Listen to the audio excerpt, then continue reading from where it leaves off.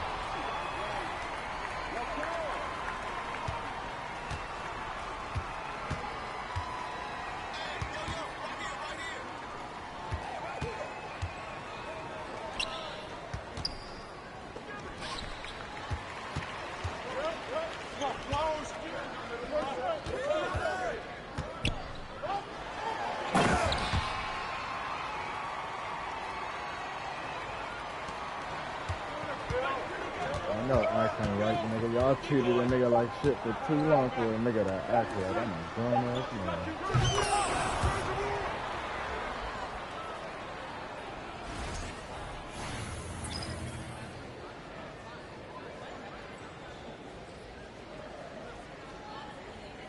Y'all got it. I said, ain't no acting right at the damn halftime. I'm a grown man. I'm gonna just let y'all do you.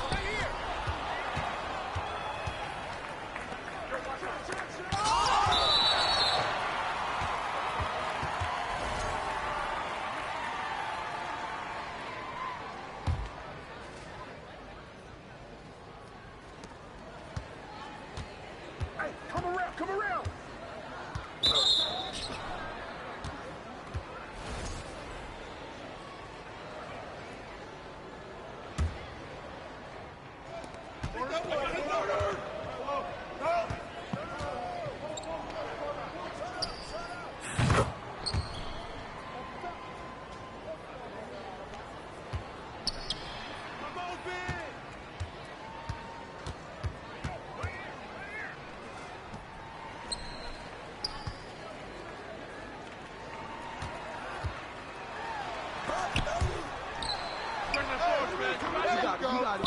Come on.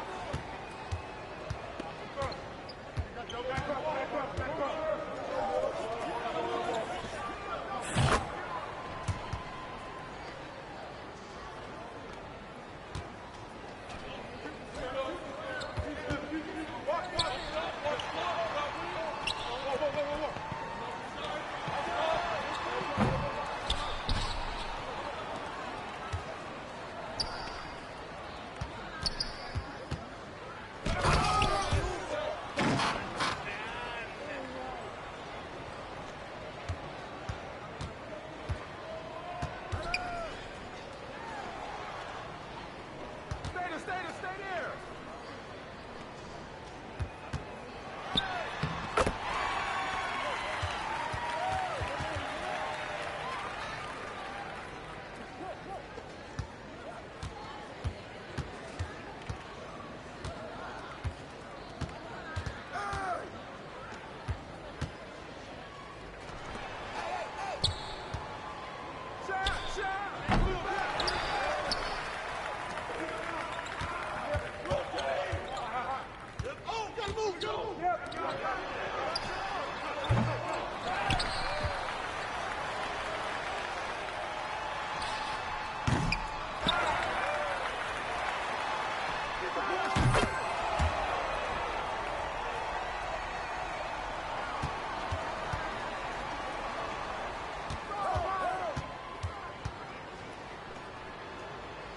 Pressure force, man. You got it. Come on.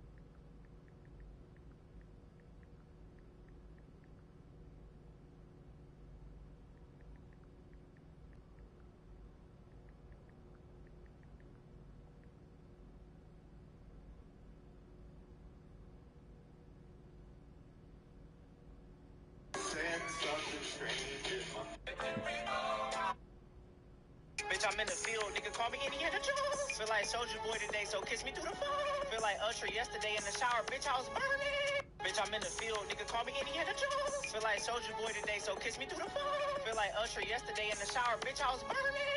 Bitch, I'm in the field. Boy, you ain't never seen nigga performing on the fairway, boy.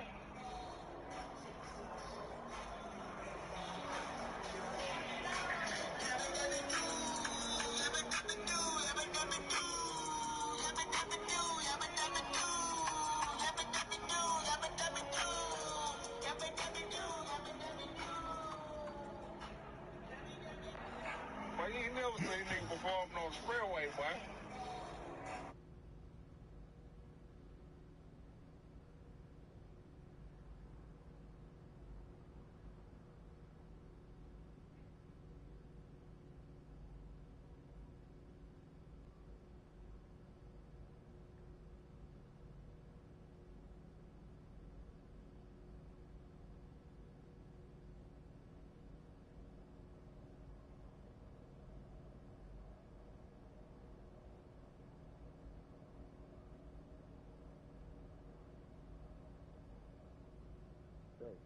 Yeah. Okay.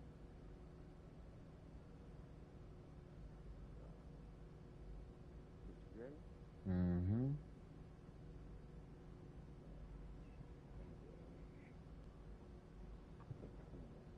Chat with Franco and shit. Mm-hmm.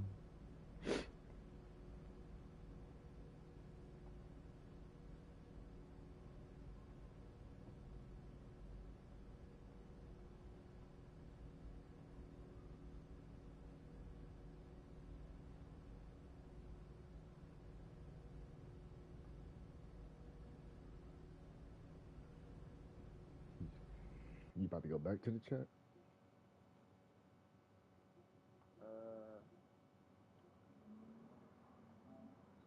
Oh shit.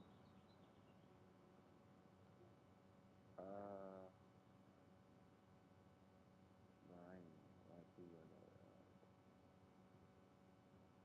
I gotta turn this car back in. I've been trying to extend the time. Nah, hell yeah. Ooh. It is not fucking with me. You in a rental? Yeah. But I got 13 minutes to turn this bitch in. Oh, damn. Okay. Yeah, I think I'm about to go do this shit real quick. So we can run. Oh, yeah, you good. I ain't chill. I'm chilling. I'll just be in the lobby still, probably. Alright, for sure. Damn, I was like, because at first they told me I couldn't extend it. And I was just like, well, fuck it. It was supposed to be down like an hour ago. Yeah. But nigga woke up late and shit. Yeah. Couldn't extend it in time. I don't really They gave me an fuck extra with hour. them like that, but you should probably try Gig Car if you're using it to get to work and shit. Yeah, I've been, you had the get around car? Yeah, it's called Gig, but you only pay for No, the I heard of that. mileage. Never the free gas and shit. Yeah.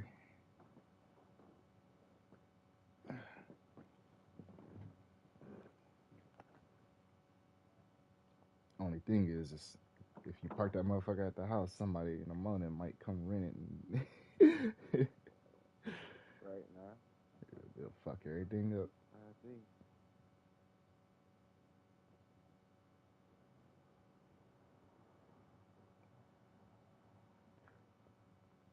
Shit, it be mornings over by Fruitvale, but I'm like, I don't know what these Lakers fans don't expect. All that flopping against Joker, they ain't gonna call none of that shit.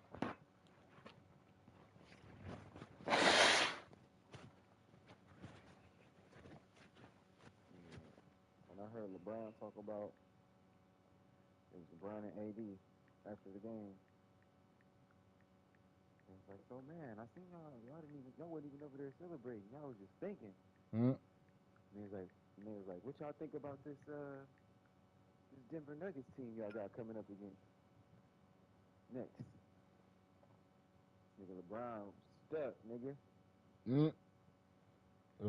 Like, you know, they're a good basketball team.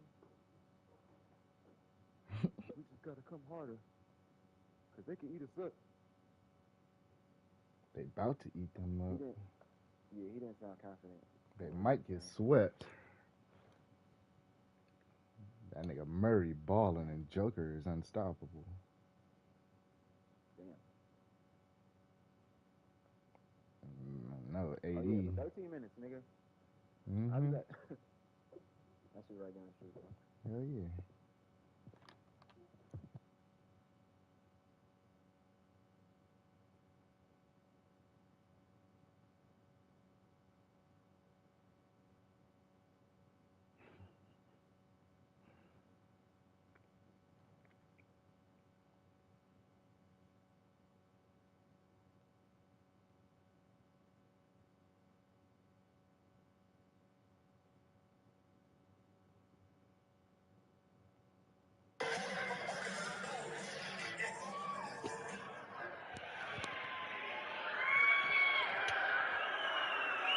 So if you guys aren't aware, this is in Brazil. They're playing funky, which is some nasty, nasty music.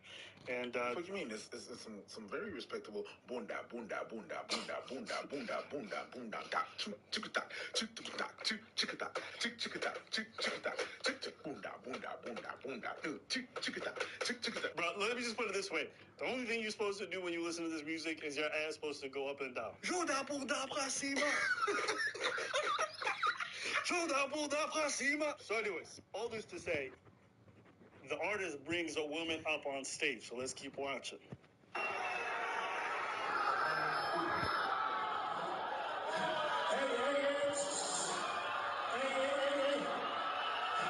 The husband. You're damn right. And did you notice the way the security grabbed him? Yeah. Because you're not part of the show, nigga.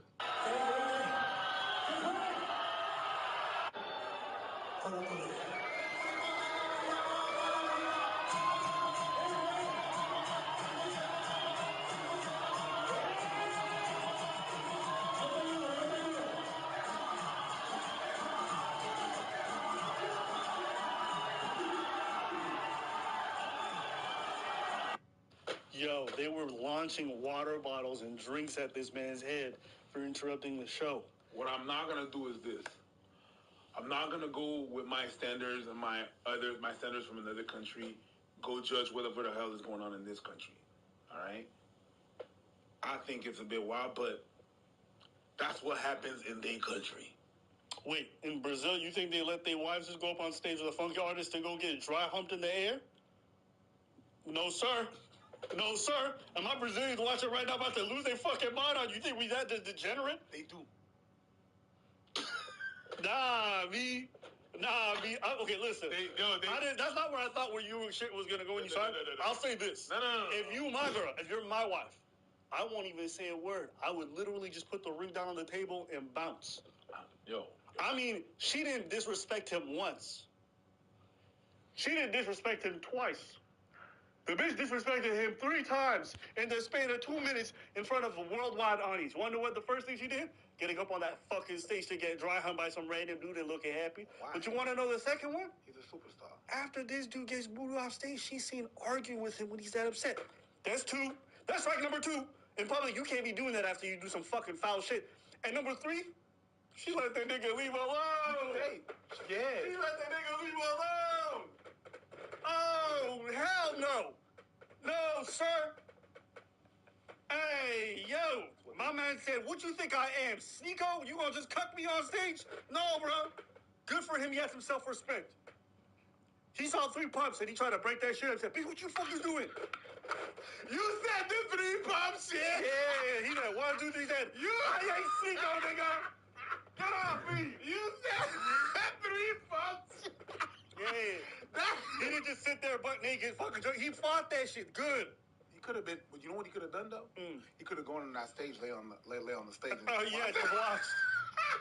And then 1 year later, become an Andrew Tate bot. Listen. All right, so boom, you know we're not really bullshitting when we're doing our thing, right? I got something to show. All right, I got the bill right here. Boundaries, which It's like, you have to have some common sense. You know what I mean? Like, I don't think it's something I should have to explain to my partner. I just don't. I don't think that's something I would have to explain to my partner. For my partner to do something like that, I'm like, I don't know, that's crazy. You know what else? You know what this was? What? That was that girl that went on spring break, but live in his face. Yeah. That's what it was. Yeah, because let me ask you, okay? Let's say you had to put your whole life savings on it. If her husband wasn't there and that artist said, come backstage. It's a wrap. What you putting your money on? I'm not saying what she would have done 100%. I'm just saying, if you had to put your entire life savings, never mind. Some of you niggas got $0. If I gave you 20 G's to put in your life savings and you got a bet, okay? Oh, wait. What we...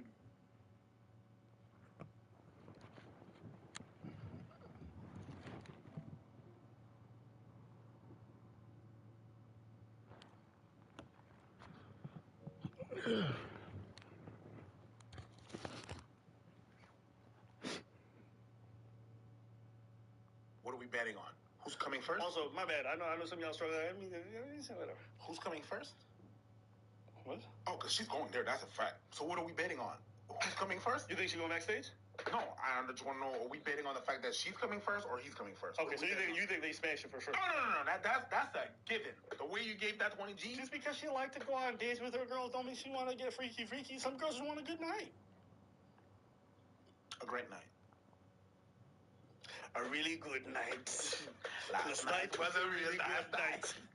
Bossa boss fear last night. Hey, me couldn't find me knife, so me say, so me go and back me knife. Last night was a serious night. Bossa boss fear last night. Me couldn't find. That shit always be playing in my car. That's why you thinking that. Yeah. That should be making me want to Yeah. So I creep, and I just creeping on the down low. I just go suck that dick. Whoa, pause. That's the end of this video. No, that's Because right. you went, no. Just look at that dumb little smile you got doing. Hey, yo, leave a comment for that. Hey, yo. Don't say nothing about me. Yeah. I have my pause moments. You just had your big one. Yeah, because I didn't have one in a while. I have to, like, oh my God, you surpassed. That's because you're always giving off a little bit of pause energy. No, never. Okay, anyways. What do you think about this topic? She's fucking. If this guy's not there, Well, beyond the just fucking, what do you think about the whole thing? no, of course. Like, when I said,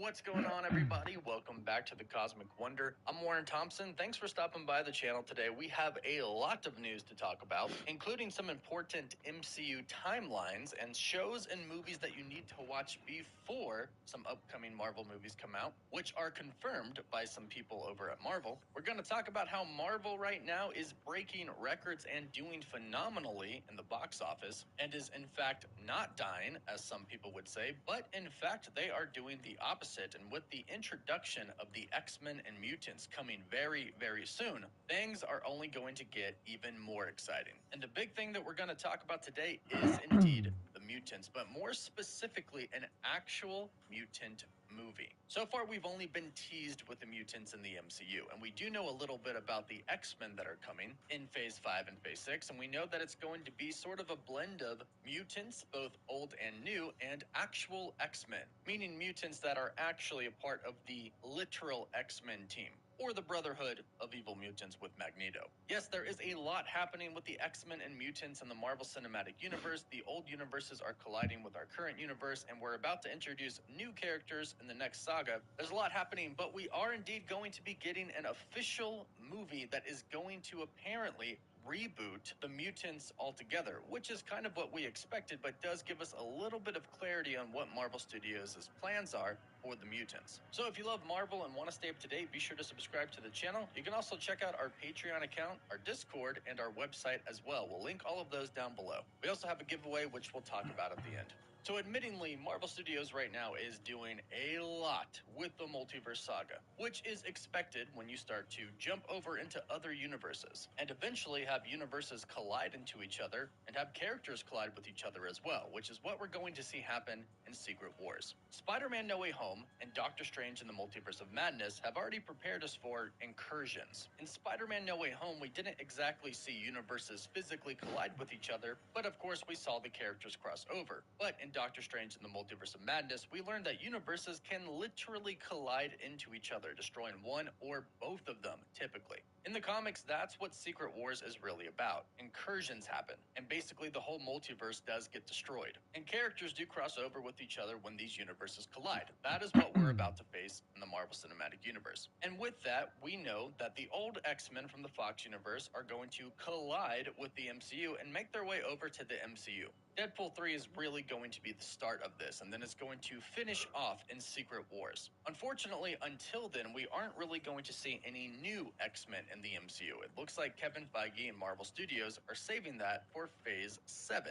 And we've talked about this a lot, and I think the next saga is indeed going to be a mutant saga, but we'll have to wait and see on that. But we do know they're coming in Phase 7, and in fact, we have been told before that Marvel Studios is planning for an actual movie titled The Mutants. This was reported a little bit ago by the Illuminati, actually specifically reported on by my buddy Richard Nevins. That report came out a while ago. It stated that right now Marvel Studios is doing a project about the mutants and the X-Men that is going to be led and produced by Kevin Feige. And like I mentioned, the title for it, at least for right now, is indeed called The Mutants. And the movie is intended to be a reboot. Now, of course, this makes perfect sense, and it could mean a couple of things. One, the reset could simply be referring to the old Fox X-Men universe being completely reset, being done, that's over, we're not going to see those X-Men again.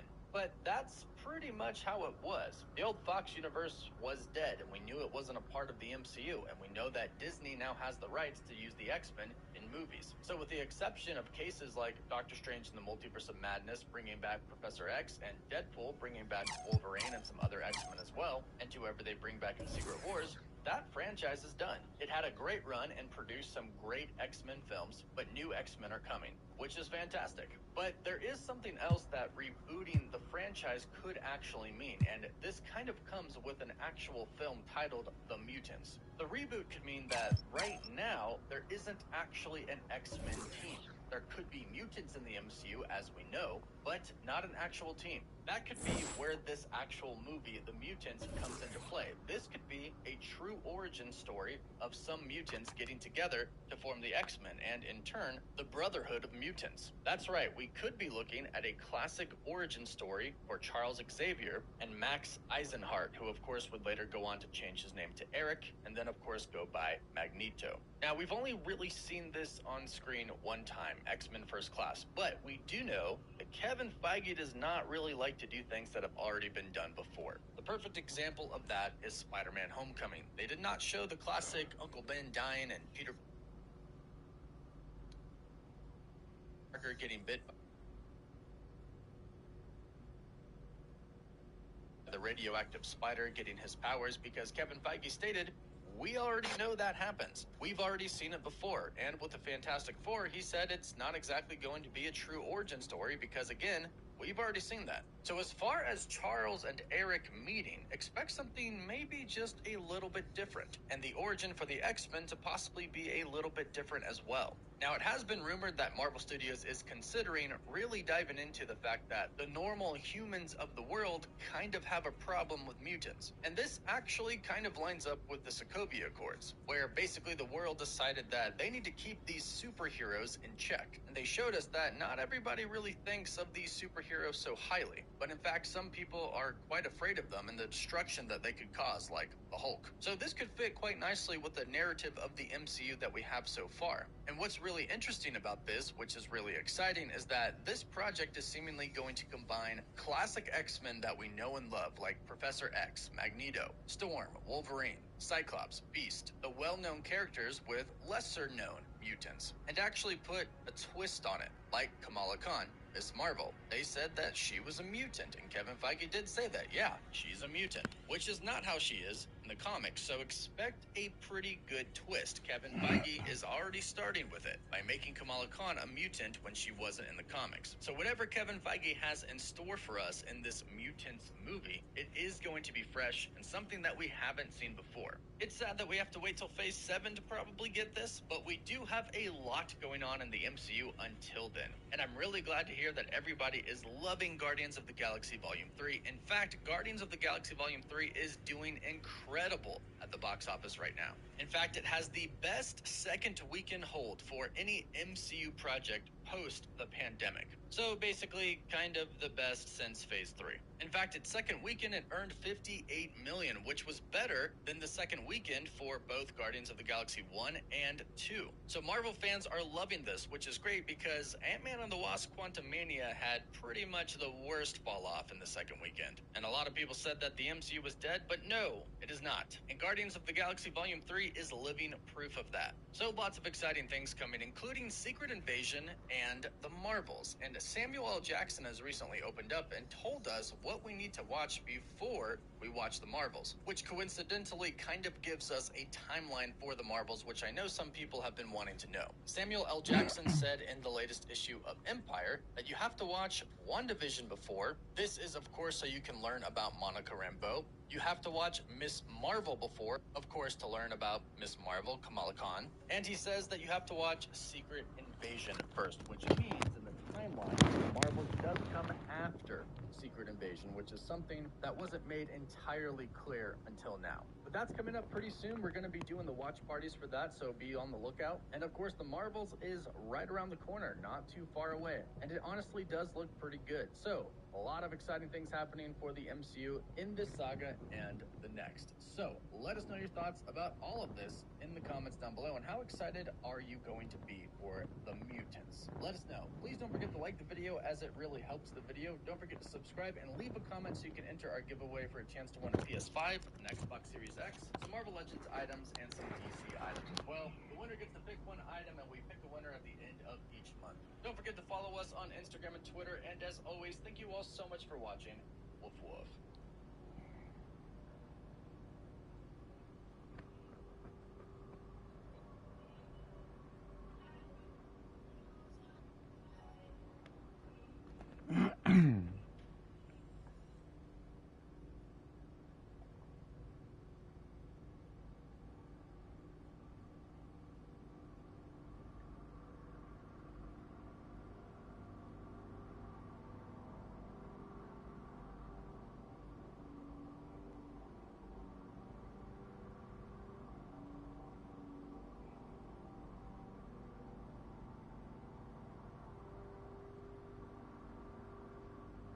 Buy the Royal Trust building on a credit card. I had written one building, $65 million. I'd signed it. I said, could you please call for authorization? And it was a gold Royal Trust credit card. He said to me, I don't know whether you know it or not, but on a gold Royal Trust credit card, you get a 1% discount. That's 1.3 million. That is big shot. That is sheer chutzpah, sheer audacity, and those are the stories we should tell. He said, you can't buy the Royal Trust building on a credit Hey, card. Spear, I had written shut up, bitch. That's right. Rich people shit. That's some grandiose shit. Of course they took that nigga money. They know he got money. The fuck? What's so shocking about that?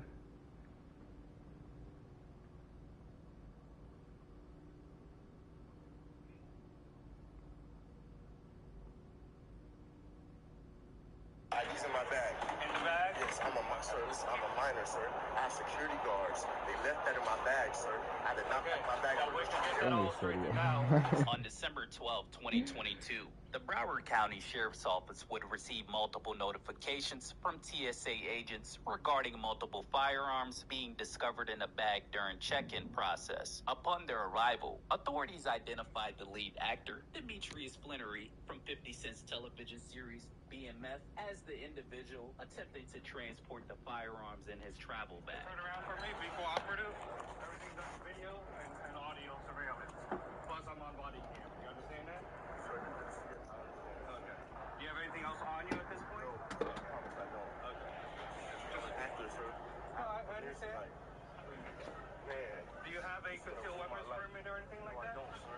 They left that in my bag. My little brother's outside waiting for me, sir. I promise you, sir, that's not my ID's in my bag. In the bag? Yes, sir, listen, I'm a minor, sir. I have security guards. They left that in my bag, sir. I did not pack my bag. Well, we can get that all straightened out. On December 12, 2022, the Broward County. I have security guards, sir. Okay. See how much jewelry I have on me?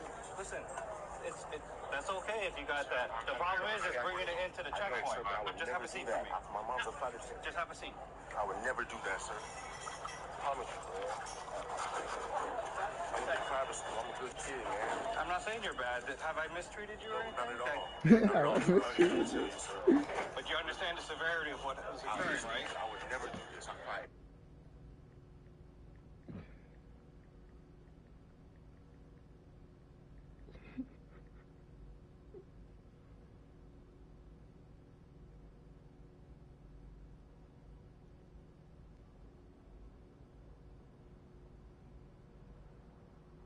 I have security guards, sir. Yes, sir. You grab my phone, I can have the security guard tell you yourself that you left them in there, sir. I'll carry it to the airport. I promise you, sir. What's his name? What's his Omar? R-I-G-H-T? Yes, and Mandrell Roy is security guard. And I'm an actor. I fly. I got you. And I move fast, sir. That's why I was late here coming because my flight's boarding right now. And you flying with Delta today? Yes, I fly with Delta. My mom works for Delta 30 years. I have a premiere tomorrow. I'm an actor. My show is Million on Stars. Like, if I go to jail, my career is ruined, sir. Well, nobody says you're going to jail yet. Okay, we have to verify everything and check what's your status before we make that determination. Yes, sir. You grab my phone, I can have the security guard. What show are you on? BMF. It's called BMF. 50 Cent. 50 Cent. Yeah. I know 50. He has his own show? It's my show. Oh, it's your show. It's my show. Okay, he like supports it or sponsors it or something? Or? So what does BMF stand for? I see it on your chain.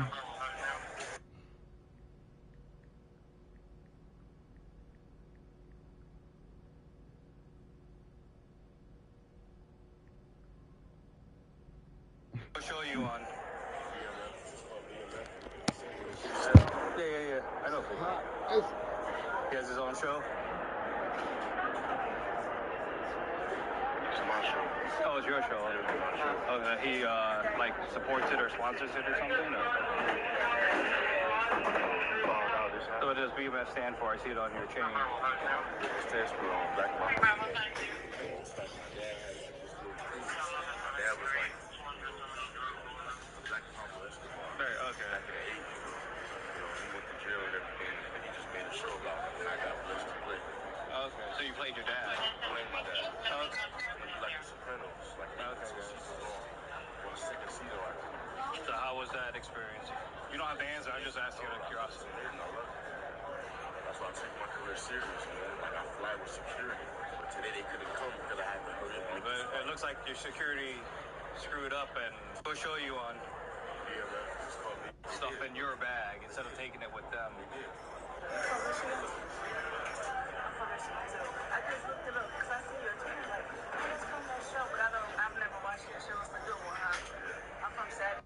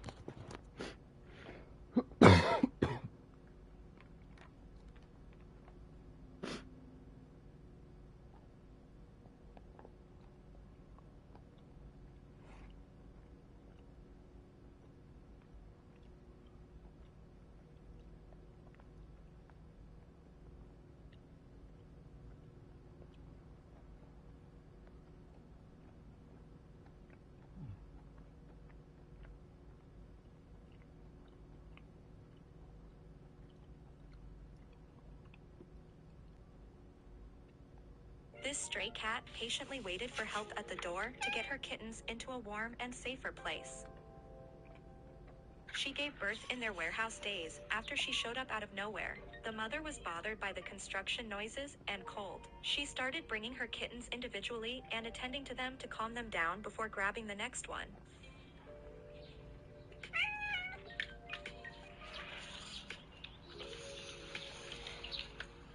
The stray also checked that it was safe before she went into the warehouse to grab her babies. The cat in the harness is the owner's cat and sleeps in that cat's house inside. His house was stolen by the cute kittens. After moving all 5 newborns, she returned to ensure she didn't miss any of them. After she made sure they were safe and comfy, she went out for some fresh air and to rest a little. This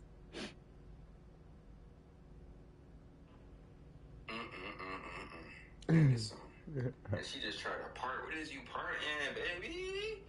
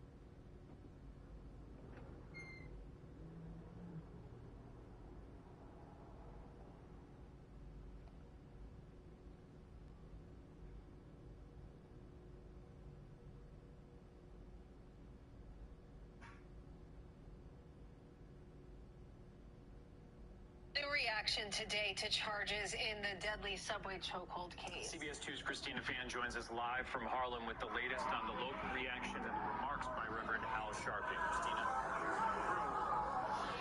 Doug, Andrea, good morning. Reverend Sharpton says the charges are just step one in getting justice for Jordan Neely. He's again demanding this morning for the two other passengers seen on video restraining Neely to be held accountable too. Daniel Penny was arrested, arraigned, then released on bond Friday for the choking death of Subway performer Jordan Neely. The 24-year-old Marine veteran faces charges of second-degree manslaughter. He's dealing with the situation with the sort of integrity and honor that is characteristic of who he is. But advocates say this is just the beginning in the long road towards justice. At a press conference Saturday morning, Reverend Sharpton is expected to call other passengers who were on board to face consequences too. On Friday, attorneys for Neely's family called for more serious charges against Penny. Neely's father and aunt, who stood by silently, were too distraught to speak. The consequences of manslaughter, too, is 5 to 15 years. Ask yourself, is that enough?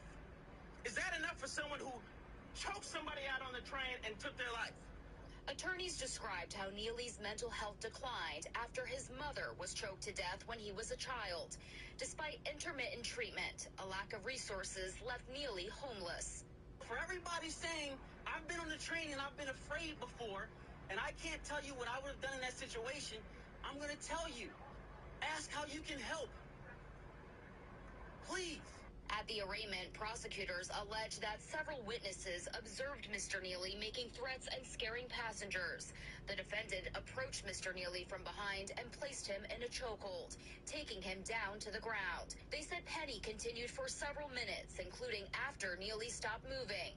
The defense told the judge Penny was cooperating with police, earned multiple medals in the Marine Corps before being honorably discharged, and is now pursuing a bachelor's degree in architecture at a New York City college. Penny did not have to enter a plea. Because the grand jury hasn't yet indicted him, and the prosecutor, plan to bring this before a grand jury. Neely died. Penny was questioned by police and then released. The Civilian Complaint Review Board is now investigating the NYPD's decision not to arrest him then. Reverend Sharpton says he has the same questions. We are live from Harlem. Christina Fan, CBS 2 News. Christina, thank you.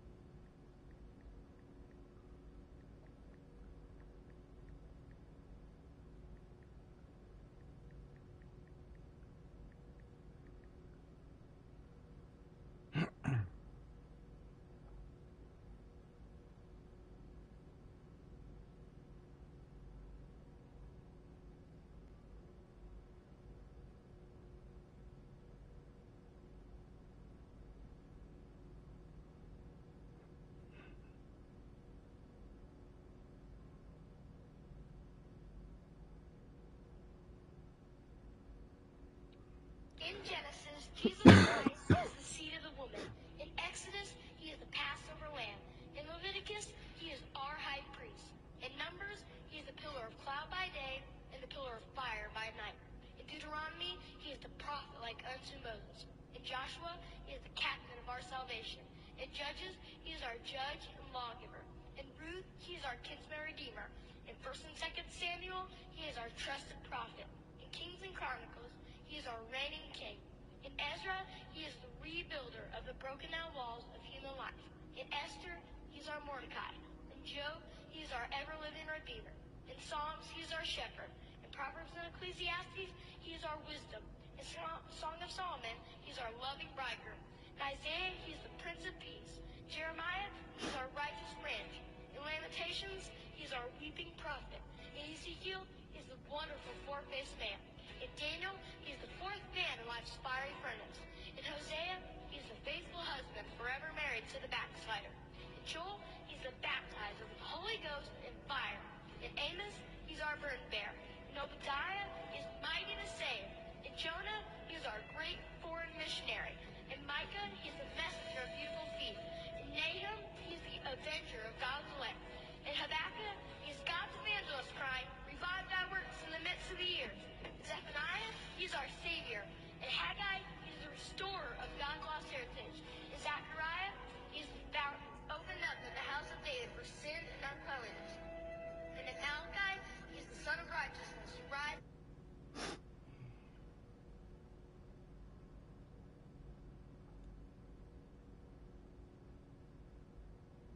Our culture is completely obsessed with celebrities. Each year when they... Sign your cat considers you its mother. 1. They have conversations with you. Vocalizing is another common sign that your cat is attached to you.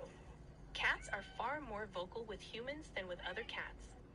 Animal experts believe this is a behavioral adaptation that helps cats communicate with us in the way that we understand best. If your cat utters specific vocalizations like trilling, purring, chirping, and tiny high-pitched meows when you are around, it demonstrates how strong your bond is. They were trying to get their French bulldog puppy to go to sleep, but every time they told him to, he'd start talking back. You need to go to sleep. Stop. Okay. No more playing anymore for you tomorrow. What did I tell you? I told you no.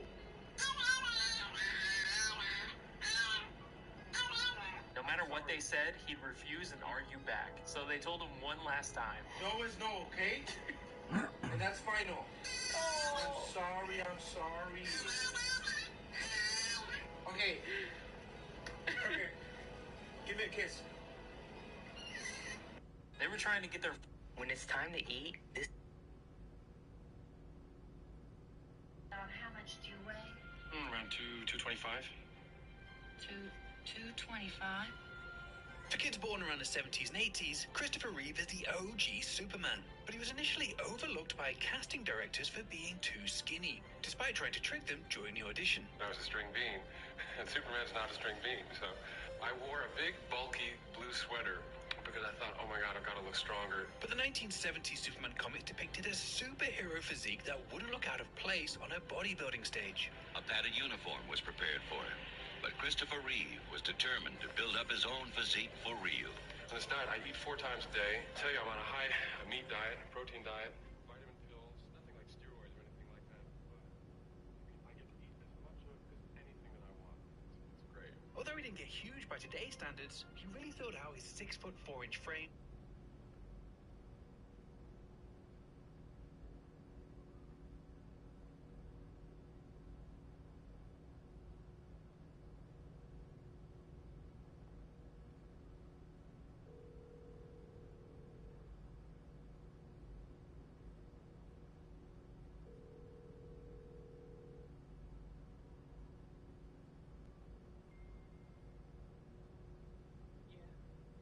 Hey, can you grab this food off the porch for me?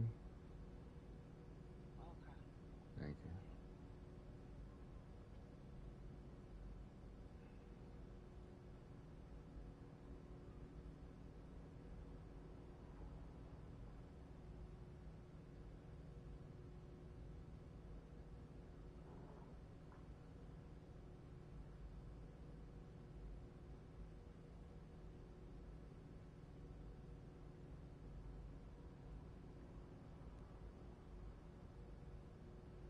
It was probably one of the earliest Hollywood transformations. How much do you weigh? Around 225. 2.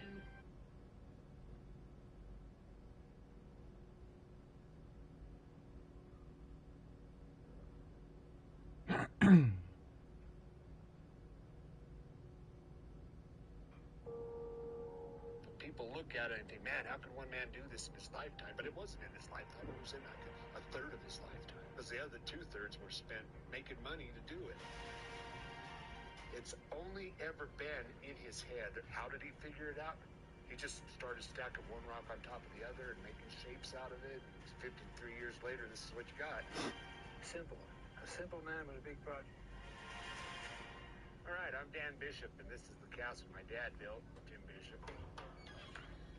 Thank We have no idea how many tons of rock and concrete was put in there over the years. Every one of these rocks comes from locally off the National Forest, road ditches, creek beds. No. See the crane in the background is a Actually, I shop do. right here. I bought that for $500 out of the junkyard, and I've been using the crane. The way my dad did it was with the pickup truck, cable, a block of tackle pulls, get it in a basket, and haul the rock in, throw it on the ground, throw it on the basket, and he would hook the truck up to the cable, back Oh, the no. basket up, and he would get up, Can you bring me a fork? the basket, and stack it in the spot, use it up, put a towel down the rope, and do it all over again. People are like, you must have had some machinery to do this. Nope, just that old beat-up truck. So over the last couple years, my dad's health has declined. His Parkinson's has made it hard for him to do anything, and I'm pretty much in charge up here now. I've taken over. Do you remember what year you started? 1969. Same year as Men on the Moon and Woodstock. He started me in 73, so he started castle building before he started human building. And it's been a part of my life for all of my life. I can remember climbing around on top of it, cementing on top of the rocks he was building. That's the very beginning of the castle right here. In June of 1969, he started building a rock cottage. And this was the first room of it. This water tank standing in the corner back here, he decided to stand that up and then build a staircase around it and make it a 2-story cottage. And with the combination of the arched windows and the round tower, people that drove by said it looked like a castle. After 4 years of building this part right here in 73, my dad started digging another hole out front. My grandpa asked him, what are you building, Jim? What are you doing now? Because people want a castle, I'm going to build them a castle. And my grandpa says, that's it, I'm done. And so since 1973, it's been entirely a one-man project because my grandpa didn't want to have anything to do with building a castle. So down we trying to come to the mountains and get away from people. My dad is a bit of an egotist. There came a point where he decided he had done so much of this by himself that he wanted credit for it being a one-man project. And so at very young age, I wasn't allowed to help because if people saw me helping, it made a liar out of it. So here we are on the second level of the castle. This little arched room right here, the plan for it is to turn it into a little museum, probably have artifacts from things that have been used to build in it, and just old antique stuff like that old Ringer washing machine that's been sitting in here. My mom used to do laundry up here with that when I was a kid, but nobody ever lived in it. It never got to a point where you could heat it. So it started out as one room, and the more it grew in his head, and then he would get an idea to add this to it, and how am I going to add this to it? He got up to a point where he was afraid that the walls might fall out. So when he got to a certain height, he decided to put the flying buttresses on that would keep it from falling outwards. This buttress down here with the steps on it, this was the very first of the flying buttresses. One of the things that a lot of people don't know is the castle is all dug into bedrock. It's sitting right on solid rock. And that buttress right there goes 15 feet into the ground. So there's a whole part of the castle that you don't see that's underground. This roof, each one of those sheets, he bent from a flat piece from hand. He put them on himself. These were a form that he built, and during the winter months, he would pour these, haul them up with the cable, and set them in place. The only part of the castle you'll find that my dad didn't build. He installed the stained glass, but most of the stained glass is built by a couple various artists. This ironwork right here is kind of unique to the structure as well. My dad dropped out of high school when he was 15 to do the ironwork in Pueblo. And so the castle's got all kinds of this ornamental iron. In the early years, it was just weekends in the summer. The rest of the time, he worked for a living, building the patio covers, window guards, railings, stuff like that. Or he would have extra material for the job, figure out a way to place it in the castle. It takes a lot of abuse. If there's anything I have to do to maintain the place more than anything right now, is come in and weld new tread plates on the stairs. We get a lot of people in here. It's a very big tourist attraction. A lot of people know it all over the world. It's been on international TV channels. Word of mouth gets out there. We don't do any advertisement. We depend on just people going out telling their family that, hey, you know what we saw? So this is the part we call the Great Hall. Had lots of weddings. There's been musical events. For a while there, my dad kind of went a little nuts and let the ravers have weekend parties here. That was pretty insane, but they loved it.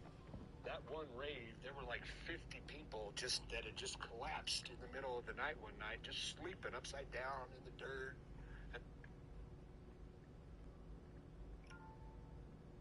And the tourists come in on a Sunday morning.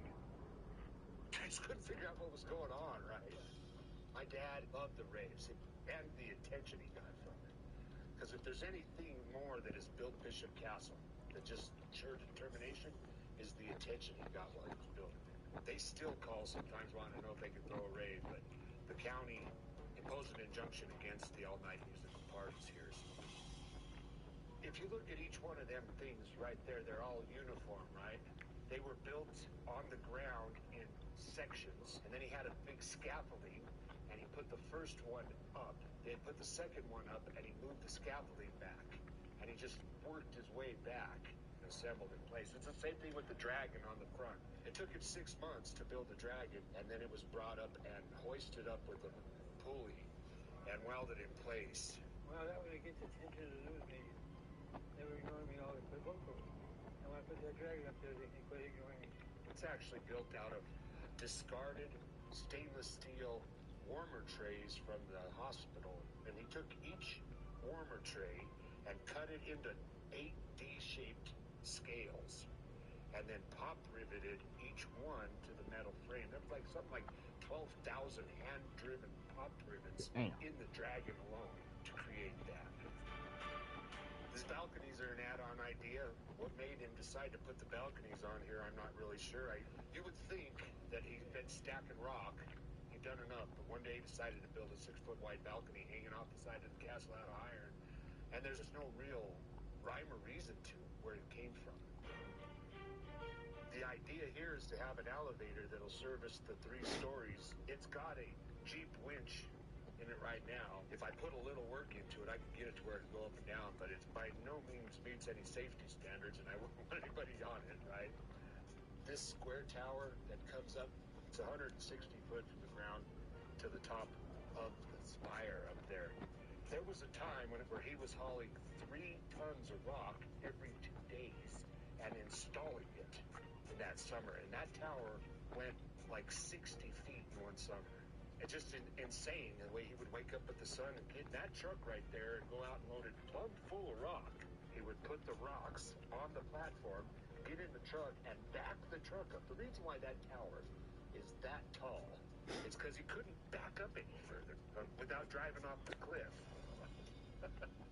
As it is with everything right now, the biggest expense to build a castle was the fuel money it took to get the cement here. We're poor people. We've always been poor people. My mom did things on a shoestring budget. I'd be surprised if altogether you had $200,000 into material over the years, because the rock is free. Where'd you got all the stones? Cleaning out along the bridges, public land, doing a public service. Now the government tried to stop him from getting it for free, so for a while there he was paying 15 cents a ton to get a permit from the National Forest, and then they finally just gave up on that after a while. And he hasn't bought a permit in a long time. My dad doesn't like to do anything that doesn't make sense. And there's too many rules on the books that make no sense. When he was a young kid, in early teens, he went to Seven Falls, and it was all my grandmother and grandfather could do to pay the admission price to get in. And then when he got in, he was climbing on some rocks, and it came over the loudspeaker, "Hey, you little kid on the mountain, get off of there," and it embarrassed him. And so he decided, when he was a young kid, that he was going to do something for the people, where it didn't cost a lot of money for a poor man to go and enjoy it. And then he wasn't going to tell people how to act when they got there. Me and him both consider this to be one of the last true places of freedom in the world. You might, if you stick around here long enough, catch somebody climbing over the edge of the top and swinging off from a rope. It's not unheard of for people to do crazy stuff like that up here. And as a bishop, the guy running the place, I'll just stand back and watch. You know, anywhere else you go, they got to sign some insurance waiver and all this. But because we don't charge, we're not running a business. We're not responsible for their welfare. So enter at your own risk. If you do not agree, do not enter. This is private property. I have this theory that in the safety-minded world that we live in, we actually create danger by masking it. Nobody's ever fallen on this, but as they come up, they're scared to death. They're hanging on tight. They're not testing this or that. They're not leaning on a railing going, oh, what happened here? They're afraid it's going to fall off. Therefore, they don't push on it, right? And amazingly, in the years, nobody's ever gotten hurt on this thing, really hurt. We looked into trying to insure it. Nobody will touch it. So we'll head on up these stairs that he built. I don't remember what year he built the stairs in here, but they didn't exist for a long time.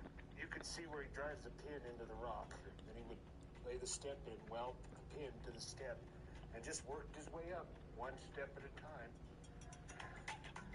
This little bridge over here is pretty neat. This is one of those ideas that you would be like, why is this here?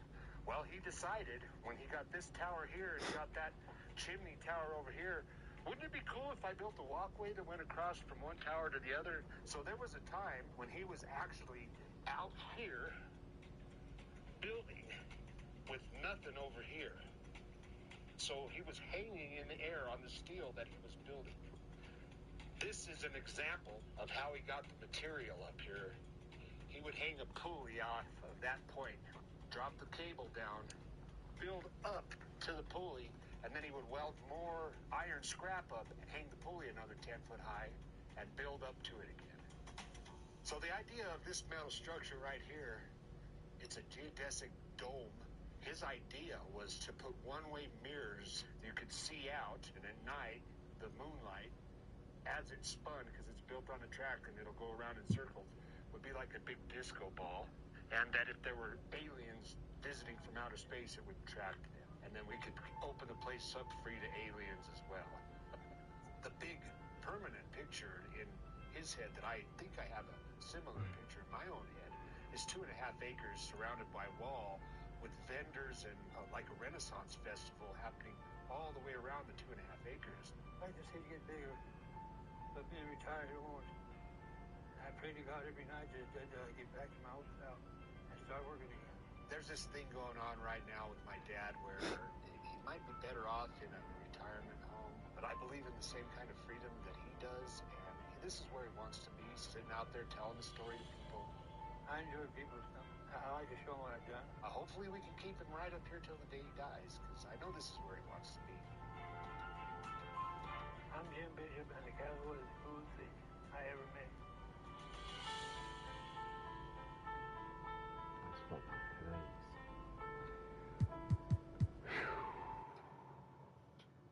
That's crazy.